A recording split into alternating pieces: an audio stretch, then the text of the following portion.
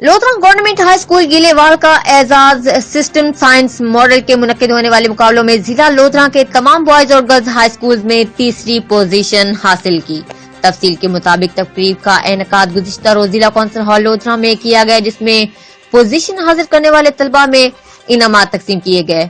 مقابلوں کے انعقاد کا مقصد نوجوان طلباء کی خوابیدہ صلاحیتوں کو اجاگر کرنا اور ان کی نوجوان نسل کو مستقبل کے لیے پروان چڑھانا ہے، تاکہ یہ نوجوان طلباء مستقبل میں ہم آہنگی برقرار رکھ سکیں۔ تقریب کے مہمان خصوصی ڈپٹی کمشنر لودھرا عمران قریشی، سی ای او ڈسٹرکٹ ایجوکیشن میاں عبدالرزاق، ڈی ای او سیکنڈری ملک عامر اور مختار احمد ملک، senior head master government high school گیلےوال تھے۔ تقریب میں طلباء کو نقدی انعامات، شیلڈز اور اعزازی سرٹیفکیٹ سے نوازا گیا۔